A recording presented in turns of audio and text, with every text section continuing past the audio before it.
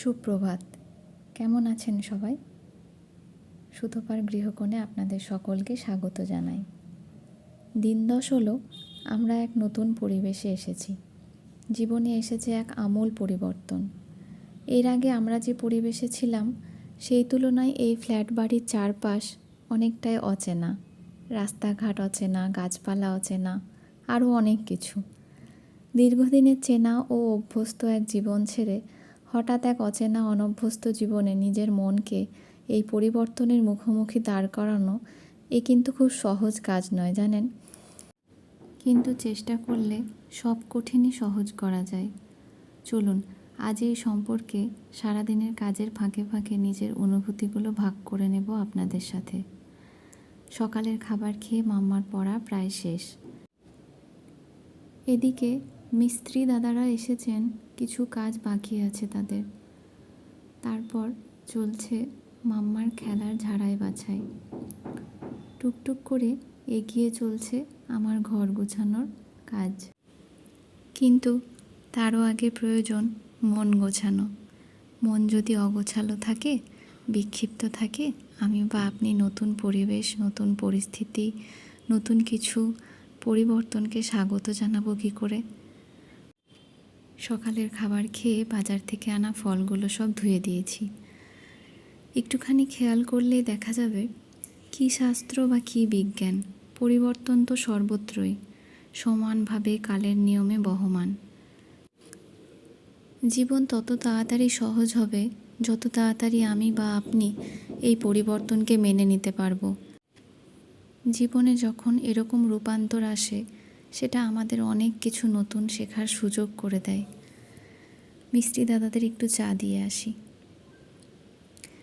জীবন একই ছন্দে একই রকম চললে বড্ড একঘেয়েমি হয়, কিন্তু তাই পরিবর্তনকে গ্রহণ করে নিজের মনকে আরও একটু পরিণত করার চেষ্টা করি। চলুন ফ্রিজটাকে আজ একটু পরিষ্কার করে নেব গল্প করতে করতে। আমাদের এই ঘর বাড়ি পাল্টানোর ফাঁকে সে বেচারার খুব খারাপ অবস্থা, বলছে আমার দিকে কেউ তাকাচ্ছে না।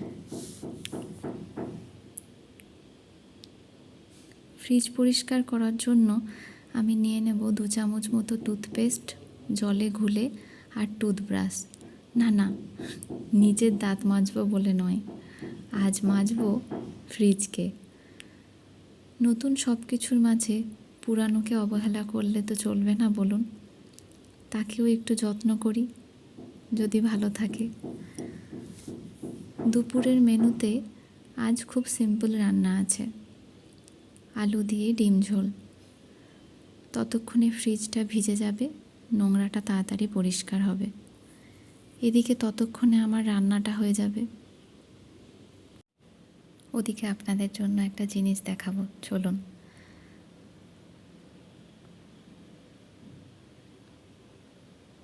দেখুন অবস্থা, আমি একদিক থেকে পরিষ্কার করছি আর ওইদিকে একের পর এক কাজ হচ্ছে আর ঘর নোংরা হচ্ছে।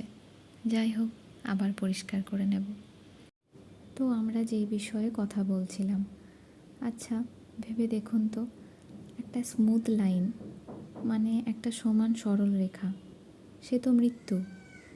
ওই সরল রেখা যখন ওঠানামা করে তখনই তো যন্ত্রটি বলে যে আমরা জীবিত। ঠিক একইভাবে দেখুন, জীবনেরও কিন্তু ওঠা নামা, টালমাটাল, এই বিভিন্ন অবস্থার সামঞ্জস্য নিয়েই বেঁচে থাকা। ফ্রিজটা একেবারে পুরোপুরি পরিষ্কার, দেখুন ভালো লাগছে না? দুপুরের খাওয়া সেরে আজ আর ঘুমোইনি, সন্ধ্যেতে একটু বেরোবো ভাবছি। বাইরের মানুষের সাথে আলাপ পরিচয়ও হবে, নতুন জায়গায়, সেটাও খুব প্রয়োজন, আর একটু ঘোরাও হবে।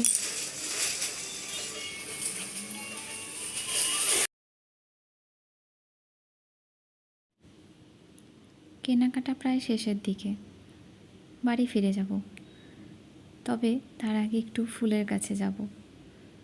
আমাদের দুজনেরই ঘরের মধ্যে ফুলের গন্ধ খুব ভালো লাগে, আজ একটু নেব।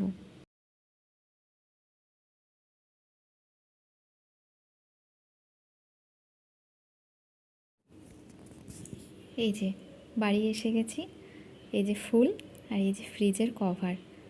আর একটু সাজ পোশাক পরিয়ে দেখাচ্ছি আপনাদের কেমন লাগছে। দেখুন তো কেমন লাগছে।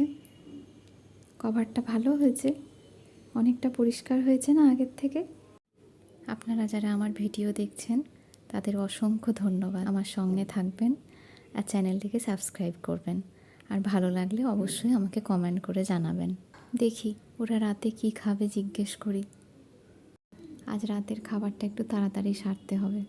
আটা মেখে নিয়েছি, ওদিকে তাওয়া গরম হচ্ছে, চটাপট কটা রুটি করব, আম দিয়ে আর ডিম দিয়ে খেয়ে নেব। এই দেখুন, এই কিন্তু আমাদের বাড়ির গাছের আম, একদম গাছ পাকা আম, আমার ভীষণ প্রিয়।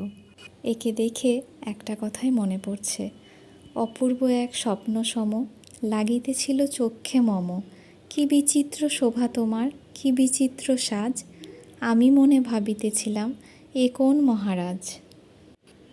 আর এই হচ্ছে মাস্টারমশাইয়ের হাতে স্পেশাল ডিমের ঝুরঝুরি ভাজা।